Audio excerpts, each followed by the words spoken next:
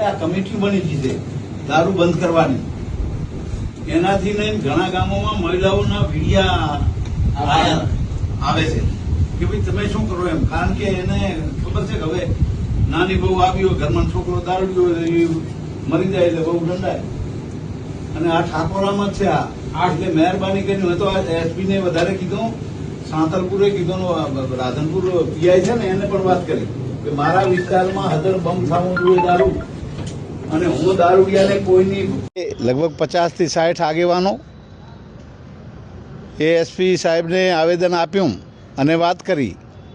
એટલે એમણે પણ વાત સ્વીકારી છે કે અમે તમારા રાધનપુર, સાંતલપુર, સમી, શંખેશ્વર, હારી સુધી જે ડીવાયએસપી કક્ષાના રેન્જના અધિકારીની 4 અમે ટીમો બનાવીને દરેક તાલુકે અમે મૂકીને જે આ ખરેખર દારૂનું દૂષણ છે એને અમે 100% નાથવાનું કામ કરીશું, નાબૂદ કરવાનું કામ કરીશું. પણ સાથે સાથે તમે કે અમાને સહકાર આપો એટલે અમે પણ ગામોગામમાં ટીમ બનાવી છે. જ્યાં કાંઈ આ દૂષણ થતું હોય એની જાણ અમારા ગામ સમિતિના લોકો, દરેક આ વિસ્તારમાં ગામ સમિતિઓ બની છે, એ સમિતિઓ દ્વારા પણ દારૂની જે છે એની એ શોધખોળ કરીને એ પોલીસને જાણ કરશે, જેથી કરીને આ બધી કાયમના માટે નાબૂદ થાય અને દારૂનું દૂષણ નાબૂદ થાય. એના માટે આ બધા આગેવાનો, તમામ યુવાનો આગેવાનો, બીજી સમાજના આગેવાનો પણ આવ્યા છે, કારણ કે આ ખૂબ જ જરૂરી છે.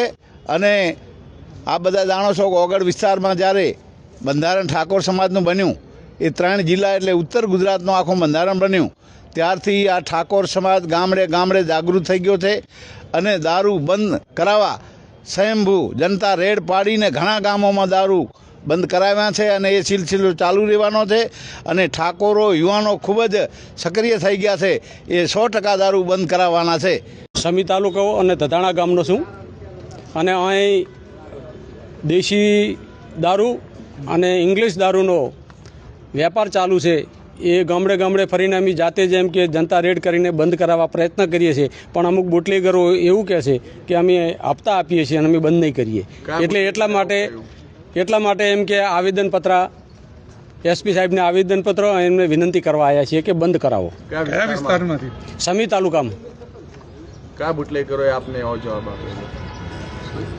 પેલા પૂછે ને તમારે ના એવું ના બુટલેગરો ઘણા બધા ગામડે દીઠ આજે બબી જણા હોય. સત્તા તમારી એ ભાજપની એ છતાં ભાજપના દારૂબંધીની આટલી બધી બેહદ મળે છે તો બધું કરે છે શું સરકાર? એ જાણ કરવા માટે જ અહીંયા આવ્યા છીએ અમે આવેદન. એને આ જાગૃત કરવા માટે અમારે ઓગળજી આખી સમાજ ભેગી થઈ હતી, અને ત્યાં બંધારણ કરેલું છે કે તમામ જગ્યાએ વ્યસન મુક્તિ માટે, એટલા માટે અમે જાગૃત કરવા માટે આવ્યા છીએ. શરૂઆત ક્યાંથી કરી તમે પહેલી?